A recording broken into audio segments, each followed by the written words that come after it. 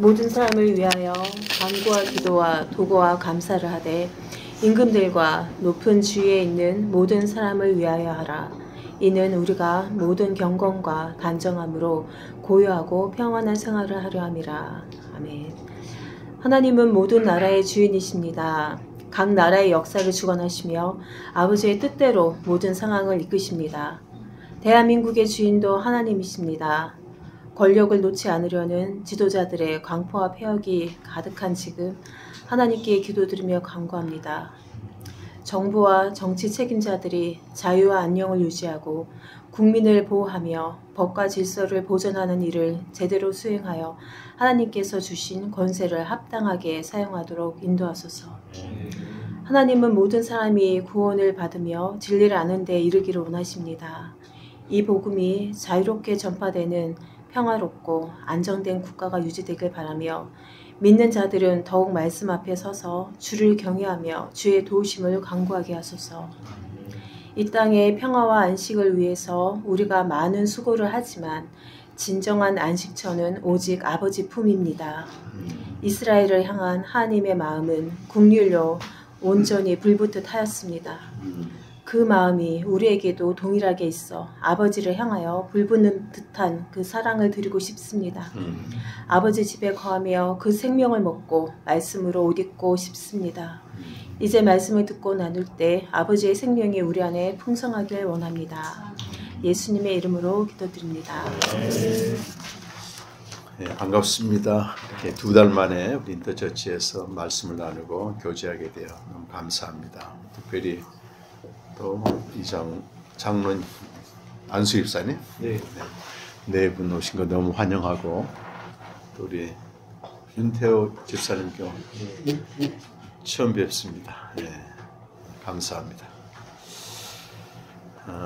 지난주가 나라에 큰 일이 있었는데 저는 개인적으로 그런 생각이 좀 들었습니다. 대통령이라도 법대로 하지 않으니까 국민들이 일어서서 내쫓지 않습니까? 그런데 교회는 목사들이 말씀대로 안 하면 묵인합니다. 그게 참 아이러니해요. 법보다도 말씀이 더 위에잖아요. 하나님의 통치를 받아야 되는데 하나님의 바른 통치를 받지 않고 목사가 말씀대로 목회를 안 하고 성도들 잘못 인도해도 대단한 관용으로 넘어갑니다. 이것은 성도들이 진리에 대해서 무지하거나 알아도 거기에 불순응할 수 있는 용기가 없기 때문이라고 생각합니다. 저도 사실은 말씀대로 목회를 하지 않아서 목회한 지 한 10여 년 만에 하나님의 심판을 받았습니다. 그리고 이제 그들을 어쨌든 말씀대로 해보려고 애쓰는 가운데 또 곳곳에 공동체가 세워지고 또 그 중에 또 인터처치가 그런 불순응의 용기로 진리 안에서 바르게 믿어보려고 이렇게 애쓰고 있는데 제가 기도할 때마다 늘 감사와 기쁨이 넘칩니다. 또 차제요 또 벌써 한 3년 됐죠. 그런데 우리 윤 집사님 같은 분이 오셔서 큰 격려가 되죠. 감사합니다. 오늘 그 스바냐서 전 1장을 읽었는데 스바냐서는 남유다에서 가장 영적으로 부흥한 요시야 시대 때 선지자입니다. 근데 하나님이 그 영적으로 부흥한 그 나라를 두고 뭐라고 말씀하시냐면은 아직도 남아있는 바알을 믿는 저들을 완전히 진멸하겠다. 그런 표현을 하는 거예요. 원래 바알은 북이스라엘에서 믿었던 우상이잖아요. 그걸 1장을 읽으면서 어떤 생각이 드냐니까 절대 신앙이 아닌 경우는 참 신앙이 아닌 경우는 하나님이 다 보고 계시다가 언젠가 심판하신다 이런 생각이 들어 정신이 또 바짝 들더라고요. 내가 믿는 하나님과 신앙이 목숨을 걸 만한 가치가 있게 되면 대충 믿을 수가 없는 겁니다, 사실은. 근데 신앙생활 액세서리처럼 하게 되면은 그냥 발만 한쪽 교회에 걸쳐놓고 그냥 세상 사람처럼 사는 거예요, 이게. 근데 정말 이렇게 절대 신앙은 매일 말씀으로 씨름하고 투혼하면서 자기의 그 부족함과 존재의 비참함을 드러내고 그런 날 하나님이 어떻게 사랑하셨는지 그 감격 속에서 눈물이 없이는 뭐 신앙생활 할 수 없잖아요. 근데 맘몬이라고 하는 바알적인 신앙이 바알과 하나님의 절대 신앙이 경계선이 없어지는 시대가 됐어요. 그러니까 잘 되고 잘 사는 게 믿음 좋다 이런 시대가 돼버렸기 때문에 굉장히 혼란을 겪고 있습니다. 그래서 오늘 저는 이렇게 요한계시록을 묵상하고 있기 때문에 순서에 따라서 이 말씀을 정하게 됐는데 또 시기적으로도 우리가 좀 하나님 주시는 말씀이 아닌가 생각합니다. 세상 나라가 그리스도의 나라가 되고 이제 마지막 날 종말이 되게 되면 이게 이루어진다는 거잖아요. 그런데 세상 나라의 관점이 좀 기독교 안에서는 여러 가지 관점이 있습니다. AD 4세기경 아우구스티누스, 우리는 어거스틴이라고 많이 알려져 있죠. 어거스틴이 신국론이라는 책을 대작을 씁니다. 신국론, 하나님의 나라, 하나님의 왕국이죠. 신의 도성이라고도 얘기하는데 거기 보게 되면 두 나라가 동시에 존재하고 있다는 거예요. 세상에. 하나는 셋의 후손인 신의 도성이 있고 또는 가인의 후손인 이 세우는 그런 이 세상 나라가 있다고 그렇게 얘기합니다.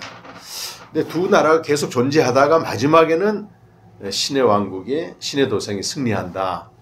그러면서 여러분 어거스틴은 언제적 사람이냐면 AD 4세기 이제 말 사람인데 자기가 살고 있는 그 동네에 기독교 국가인 로마, 그렇죠. 397년도 이제 기독교 국가로 이제 로마를 딱 정식으로 모두가 그리스도인인 거예요. 그 나라가 견고하고 안전할 줄 알았는데 그 반달족이 침입해서 몇 년 동안 포위하고 있거든요. 로마란 나라도 아무리 기독교 국가지만은 신의 도성은 아니다. 가인의 도성이지. 세상 나라다. 그런 얘기를 합니다. 그러다가 이제 17세기, 18세기 들어오면서 계몽주의가 시작되고 어떤 그 인간의 이성이 이제 드러나게 됩니다. 이제 머리를 쓰게 되고, 물론 이성이 가져온 결과는 이제 의학과 과학의 발전으로 우리가 그 혜택을 많이 보고 있죠. 근데 이게 신앙까지 영향을 끼쳐가지고 인간의 이성으로 하나님을 알게 되는 이런 이제 시도가 있었는데, 물론 칸트는 뭐 알 수 없다 얘기를 했어요. 근데 헤겔이라는 사람이 딱 나타나가지고 인간의 이성이 발전하고 발전하면 어디까지 가냐면 신의 이성까지 간다는 거예요. 그래서 그 인간의 이성이 정상에 이르게 되면 신의 나라가 여기서 완성된다. 그렇게 말해요.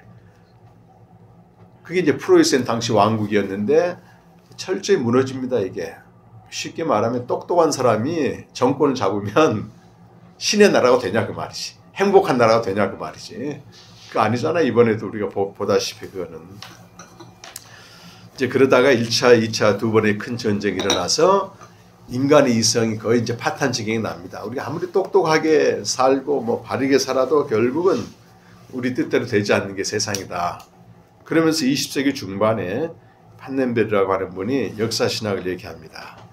이 세상 역사는 하나님의 계시다. 그렇게 말해요.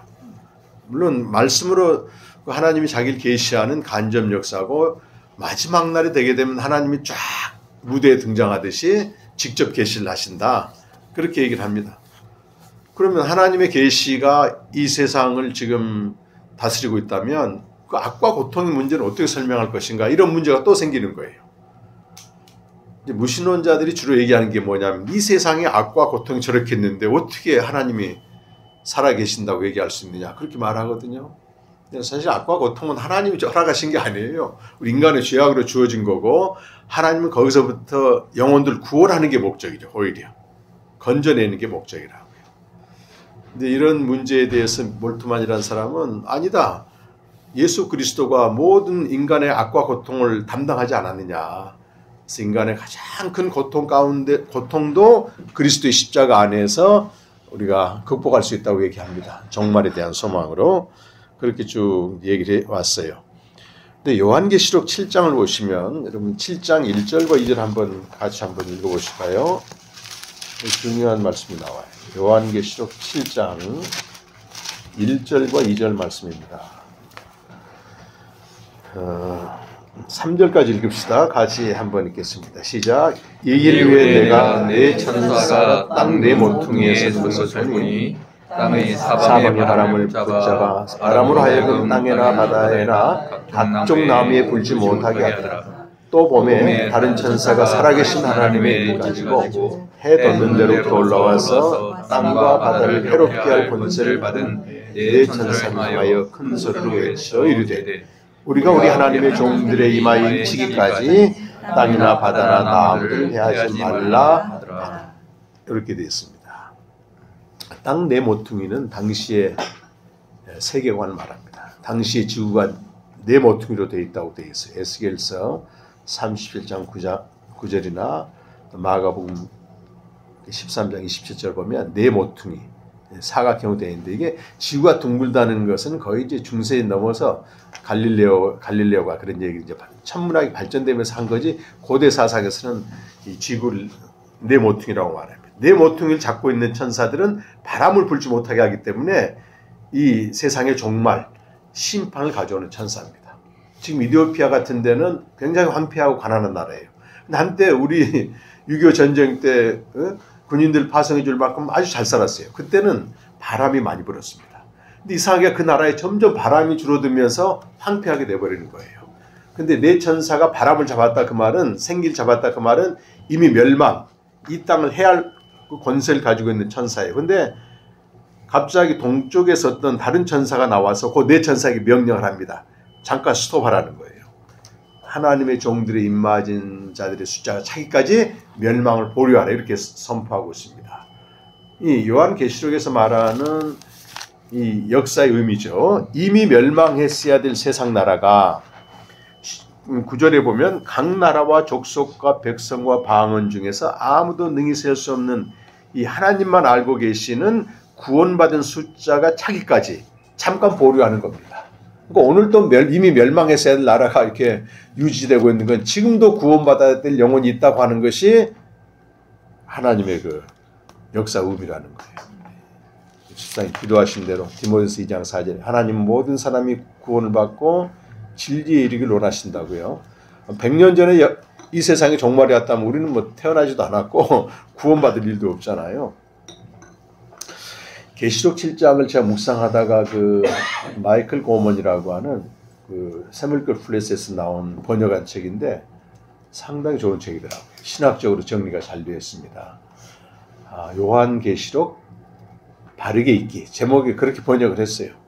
근데 거기 보게 되면 여기 각 나라와 족속과 백성과 방언 이들과 지금 교회들이 어느 교회 어느 그 지역에 있든지 그 교회가 연대하지 않으면 어떤 일이 벌어지냐면 교회는 국가주의에 빠져든다고 하는 굉장히 중요한 얘기를 해요. 그러니까 지금 여기 한국에 있는 그리스도인들이 평안하게 복음을 전할 수 있고 복음을 지금 듣고 있잖아요. 그런데 우리가 저 북한에 압제받는 그리스도인들이나 이제 우리가 내년 1월 달에 가겠지만 차드에 있는 그 180개 종족이라고 하는 그런 교회와 연결이 되어 있지 않게 되면은 그리스도인들은 어떤 게 밑바닥 붙어 있는가 하면 누군가를 위해 살아야 되고 위해 죽는다고 하는 그 개념이 들어와 있기 때문에 그 시대적인 영웅이나 이념을 추앙한다는 것입니다. 참 두려운 말이에요. 근데 그걸 전형적으로 보여준 게 그 정통 기독교 국가인 독일이 그 누구예요, 그거? 히틀러를 그 신의 나라를 완성할 자로 추앙한 거예요. 거기다가 특별한 사람 소수 빼놓고는. 그러니까 우리가 이런 국가주의에 대한 경각심은 있어야 됩니다. 이 나라를 정의로 바로 세우기 하자는 한편으로 그런 마음이 있지만 내가 어느 선까지 이걸 해야 되는가 하는 국가주의. 자, 그런데 신약 성경에서는 이 세상 역사를 어떻게 보냐면 높이 들리신 그리스도가 모든 권세를 가지고 지금 통치하고 있다고 하는 영적인 통치로 보고 있습니다. 그래서 물론 구원사에서 예수님이 오시기 전까지를 일경륜 시대에서 사단이 통치하고 있었고 예수님이 오신 다음에 하나님의 나라가 임했다. 하나님의 통치가 임했다고 선포함으로써 그리스도를 통한 하나님의 통치가 시작됐죠. 그리고 그리스도가 십자가에 죽으시고 부활하심으로써 하나님의 통치를 위임받습니다. 빌립보서 2장 9절 10절 보면은 모든 권세, 하늘과 땅의 모든 권세, 하늘에 있는 것들, 땅에 있는 것들, 땅 아래에 있는 모든 것들이 주의 이름에 무릎을 꿇잖아요. 근데 여기서 높이 들리신 그리스도의 통치는 역사적 통치나 정치적 통치나 물리적 통치가 아니고 영혼 구원을 위한 영적 통치라는 거예요. 그래서 골로새서 1장 13절과 14절에 한번 봅시다. 우리 골로새서 1장 13절 14절.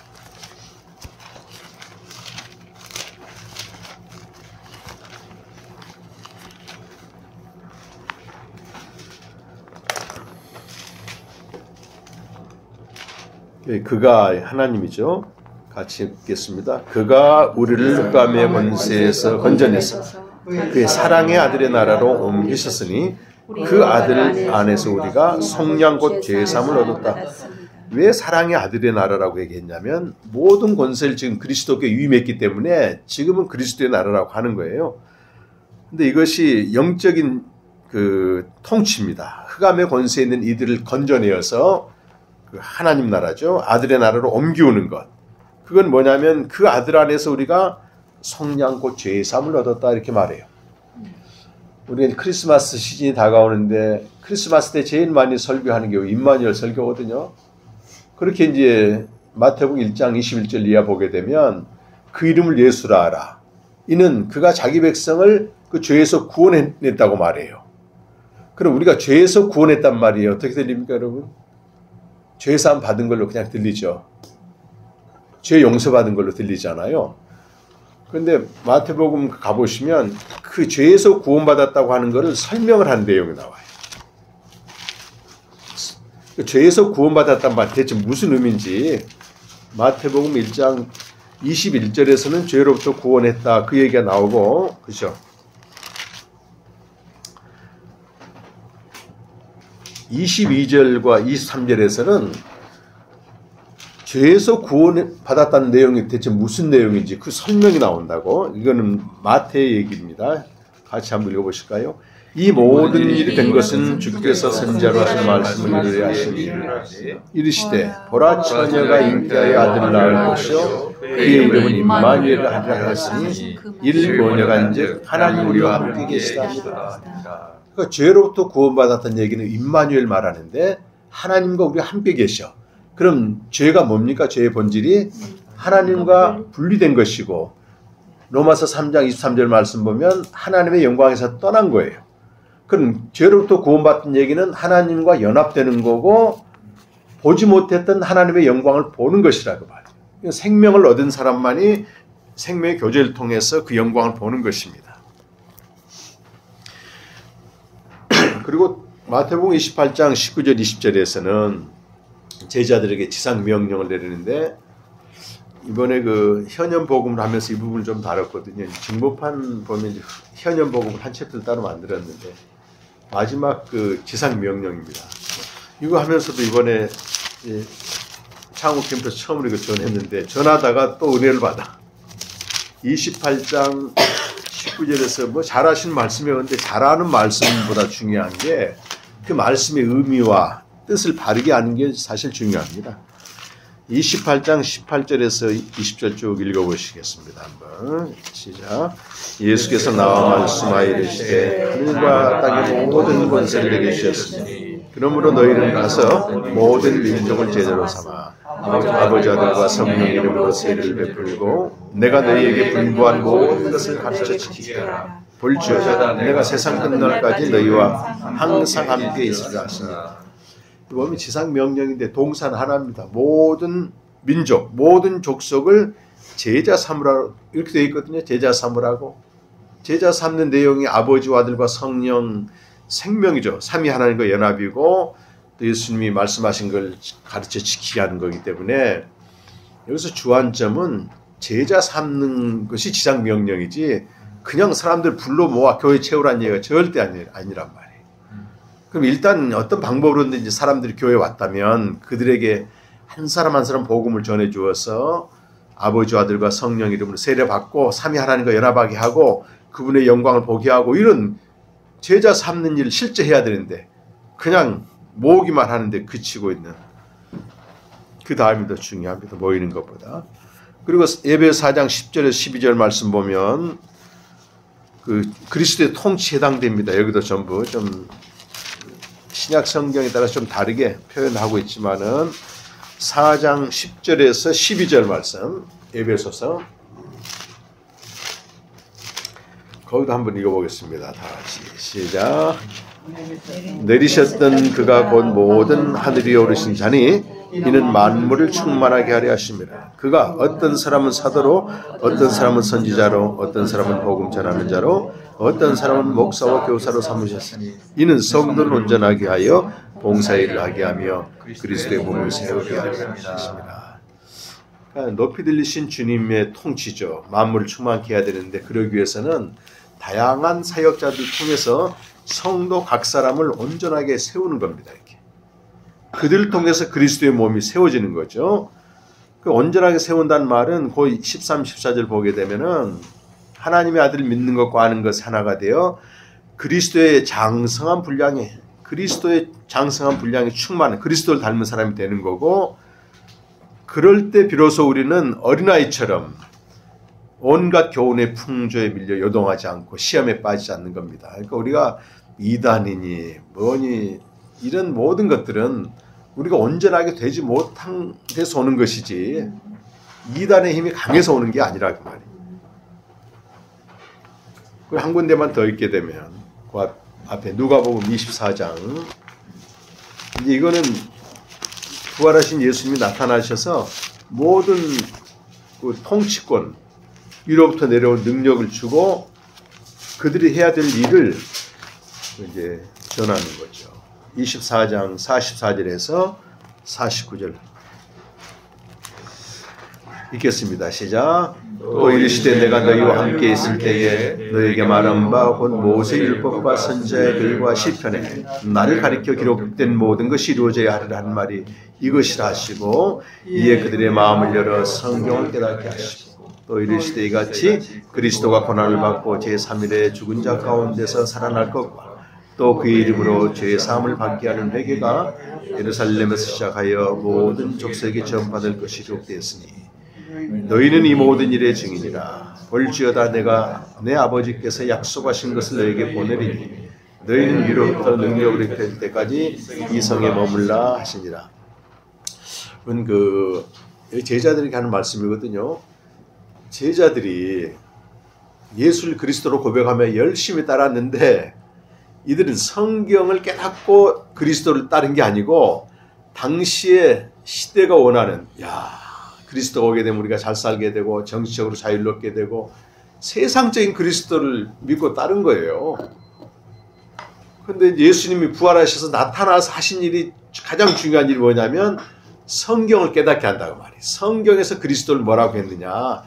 그는 죽으시고 부활하신 분이고 우리의 죄의 용서, 아까 말씀드린 하나님과 분리된 우리를 생명을 좀 연합하게 하는 이 일의 증인이 되라고 마지막으로 명령을 하면서 위로부터 내려오는 능력을 기다리라는 거예요. 그러면서 사도행전 1장 가게 되면 성령 임하잖아요. 그래서 120명의 성령을 받았어요. 그들이 최초의 교회가 되는 것입니다. 그래서 최초의 교회가 탄생하는 배후에는 성경이 증거하는 그리스도를 모든 족속에 전하기 위한 거예요.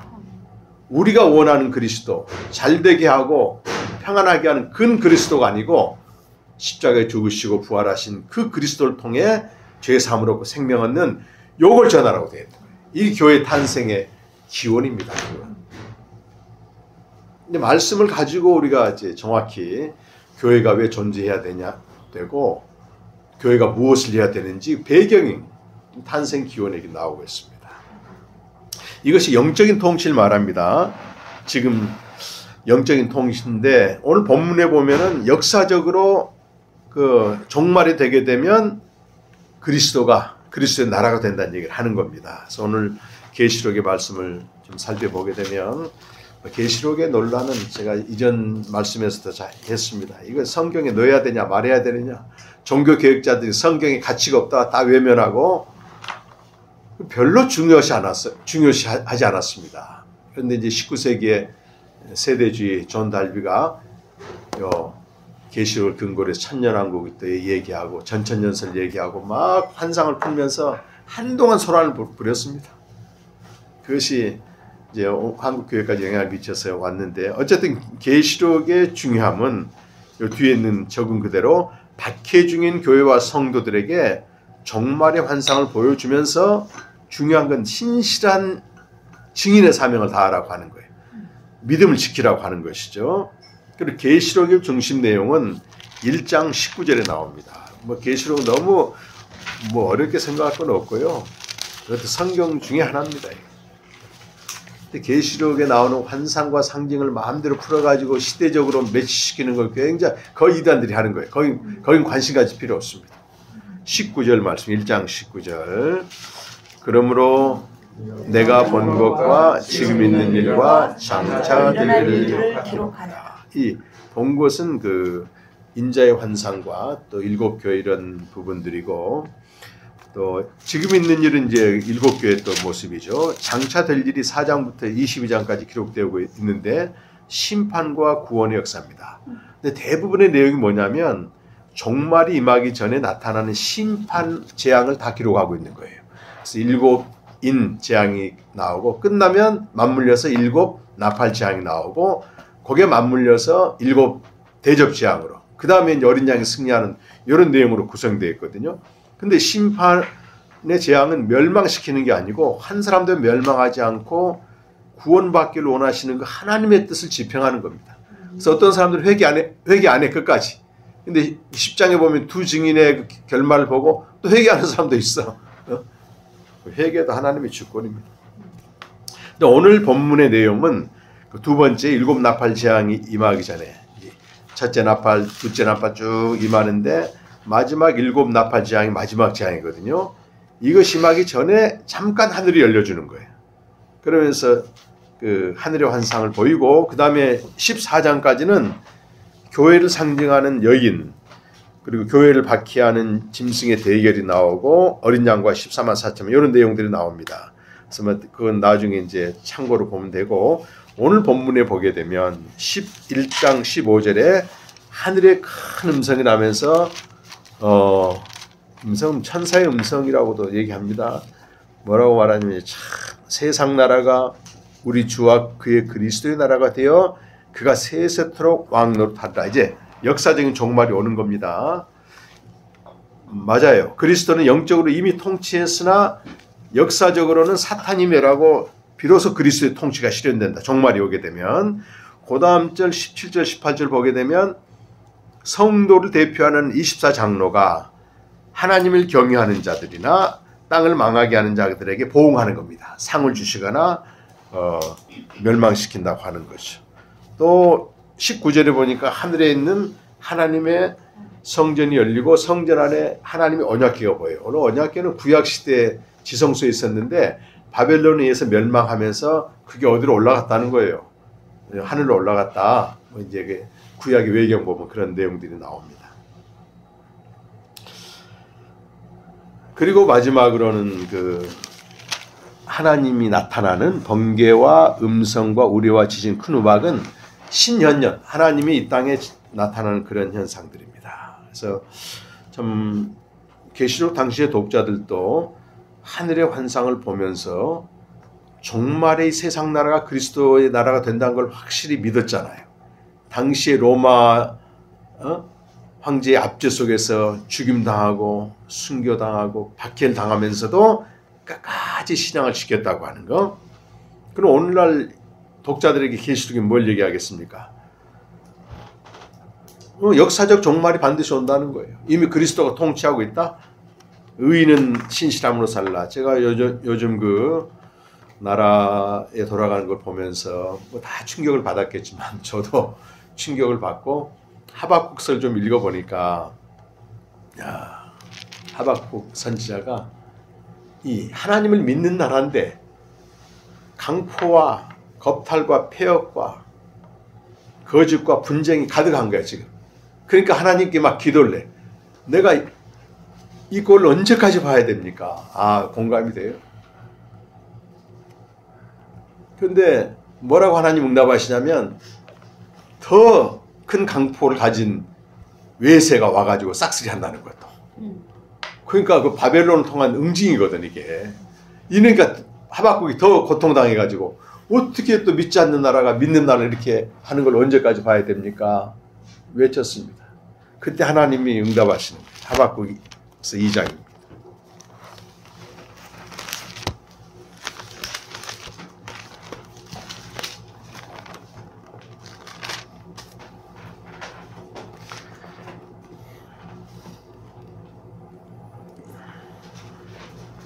이 장 3절, 4절. 구약성경 1303페이지인데요. 하박국 2장 3절, 4절입니다. 우리 같이 한번 읽으실까요? 이 묵시는 정한 때가 있다니 그 종말이 속히 이르겠고 결코 거짓되지 아니하리라. 비록 더딜지라도 기다리라. 지체되지 않고 반드시 승하리라. 다음 절까지. 보라 그의 마음은 교만하며 그 속에서 정직하지 못하나 의인은 그의 믿음으로 말미암아 살리라. 종말이 반드시 온다. 하나님의 역사를 완성시킬 때 오는데 의인은 여기 믿음으로 산다 그 말은 신실함으로 살아라. 신실함. 근데 그 의인은 믿음으로 산다는 말이 신약 성경 여러 군데 인용합니다. 로마서 1장 17절도 인용하고 특히 종말과 관련해서는 히브리서에서 인용을 해요. 히브리서 10장 한번 가볼게요. 히브리 10장.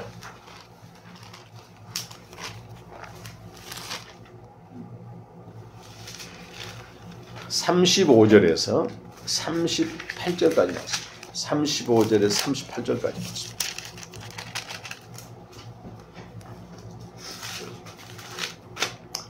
함께 읽겠습니다. 그러므로 너희 담대함을 버리지 말라. 이것이 큰 상을 얻게 하느니라. 너희에게 인내가 필요하면 너희가 하나님의 뜻을 행한 후에 약속하신 것을 받기 위함이라. 잠시 잠깐이면 오실 리가 오시리니 지체하지 아니하시리라.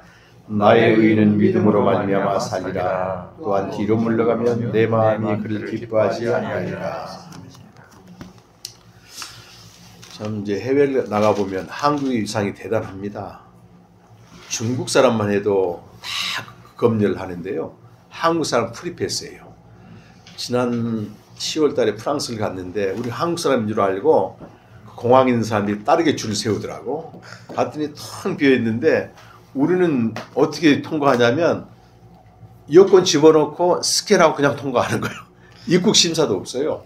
몇 나라가 안 됩니다 이게. 군사력이나 경제력은 뭐 다 10위 아닙니다. IT, 반도체, 음식, 문화, 요즘 방산까지 한류 열풍이 불고 있습니다. 특히 치안에 대한 안전은 미국이나 유럽이나 멕시코 못 들어갑니다. 그런 데는요 마약도 굉장히 많고 밤길이 무서워서 다닐 수가 없어요. 근데 한국은 얼마나 안전한 나라입니까?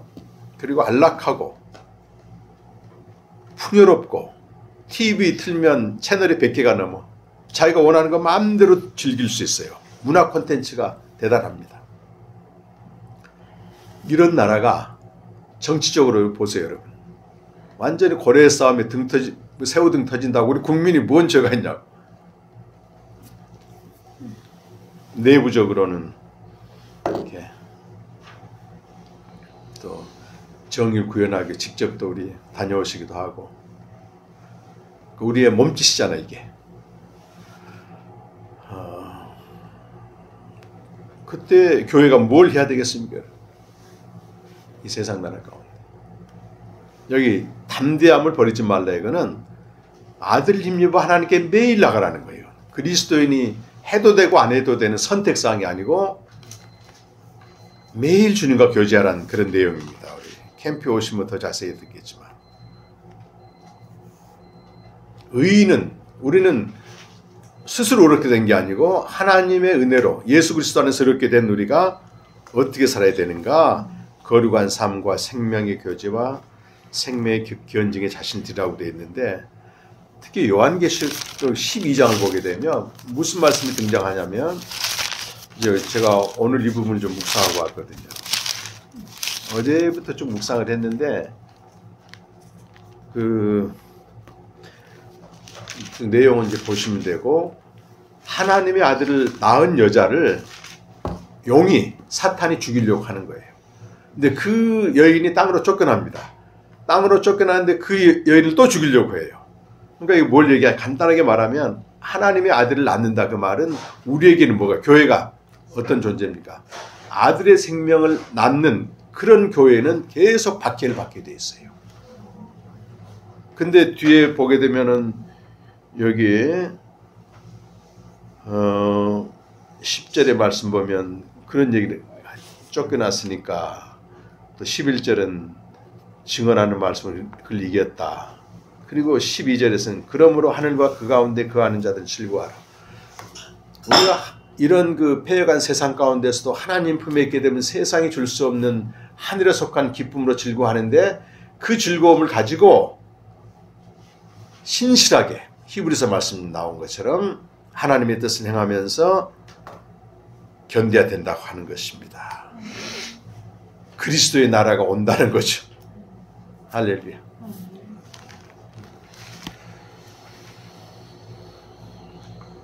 우리가 세상 나라에 대한 소망과 기대를 어디까지 해야 되느냐? 저는 헤겔의 말대로 정말 똑똑한 사람이 나오고 이성이 깨어나면은 하나님 나라가 된다. 근데 그게 아니라고 하는 게 두 번의 전쟁을 통해서 완전히 됐습니다. 뭐 트럼프도 사실은 국가주의입니다. 이번에 트럼프가 당선됐지만 철저히 기독교 이름을 갖다가 국가주의로 만들어버리는 거예요.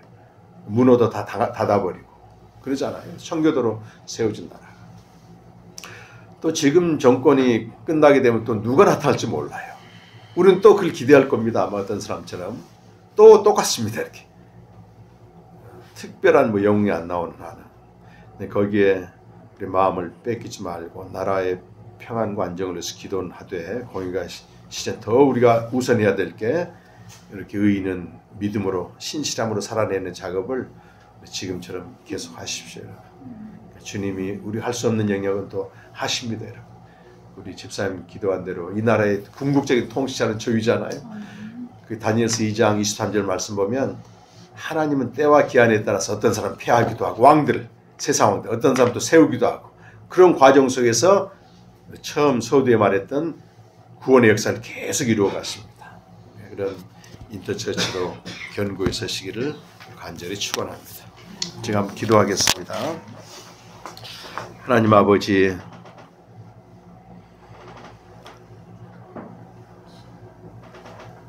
박해 중에서도 신실하게 믿음을 지켜가는 이 그리스도인들을 위해서 계시록의 환상이 보여졌습니다. 지금 보여지는 세상 나라는 반드시 끝이 오고 그 결말은 그리스도의 나라입니다. 공포와 두려움이 아니고 우리에게는 완전한 충만한 하나님 나라가 기다리고 있습니다. 그때를 생각하면서 잠시 잠깐에 오실 그리스도의 그 나라를 대망하면서 믿음으로 얻게 된 저희들이 하루하루 신실하게 살아갈 수 있도록 은혜를 내려 주시옵소서. 린터처치를 사랑하셔서 참 진리를 알고 진리대로 살고자 매일 말씀으로 토론하는 그런 작은 공동체를 허락해 주셔서 감사드립니다. 더욱더 개인적으로 또 공동체적으로 풍성하게 하여 주시고 이 땅의 이 진리를 찾고자 하는 이들에게 참 영생의 거주지로 견고히 세워지게 하여 주옵소서. 감사하고 예수님의 이름으로 기도드립니다. 아멘.